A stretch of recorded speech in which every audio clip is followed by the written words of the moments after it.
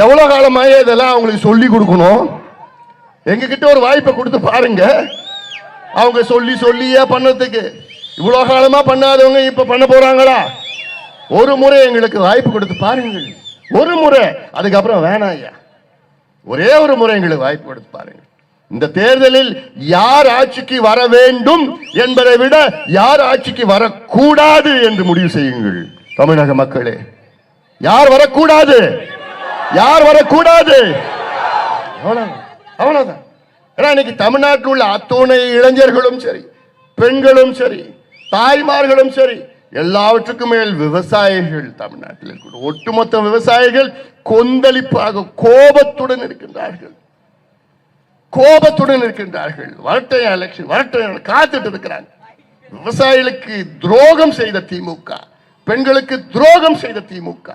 பேசுறது என்னமோ திராவிட மாடல். என்ன திராவிட மாடல்? அம்பாசிடர் மாடல், பழைய அம்பாசிடர் மாடல்.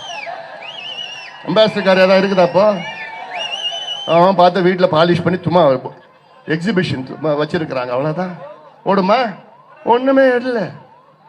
இதுதான் திராவிட மாடல், பழைய மாடல். திராவிட மாடல். திராவிட மாடல் என்ன தெரியுமா?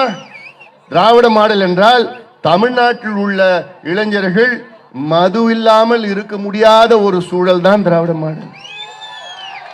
தமிழ்நாட்டில் இருக்கின்ற இளைஞர்கள் போதைப் பொருட்கள் இல்லாமல் இருக்க முடியாத ஒரு சூழல் தான் திராவிட மாடல். தமிழ்நாட்டில் உள்ள பெண்களுக்கு பாதுகாப்பு இல்லாத ஒரு சூழல் தான் திராவிட மாடல். தமிழ்நாட்டில் உள்ள விவசாயிகளை பிச்சை எடுக்க வைக்கின்ற மாடல் தான் திராவிட மாடல். தமிழ்நாட்டில் உள்ள அரசு ஊழியர்களுக்கும் ஆசிரியர்களுக்கும் எங்கள் பழைய ஓய்வூதியம் கொடுங்கள் கொடுங்கள் என்று கொடுக்காமல் ஏமாற்றுவதுதான் திராவிட மாடல். இப்படி அடுக்கிக் கொண்டே போகலாம். தமிழ்நாட்டு மக்கள் அனைத்து மக்களுக்கும் துரோகம் செய்கின்ற திமுகவை வீட்டுக்கு அனுப்புவோம். இதை நீங்கள் எல்லோரும், குறிப்பாக என் தம்பிகளும் என் தங்கைகளும் முடிவெடுங்கள், முடிவெடுங்கள். முக்கியமான கட்டத்தில் நாம் இருக்கின்றோம், முக்கியமான கட்டத்தில் இருக்கின்றோம். கடந்த சட்டமன்ற தேர்தலிலே தமிழக மக்கள் தவறு செய்து விட்டீர்கள். இந்த தவறை மீண்டும் செய்யாதீர்கள், தயவு செய்து செய்யாதீர்கள்.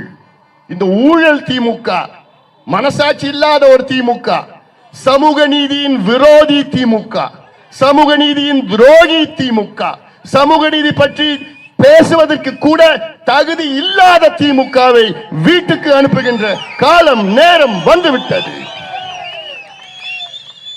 அதை நீங்கள் மன்னிக்க கூடாது, மன்னிக்க கூடாது.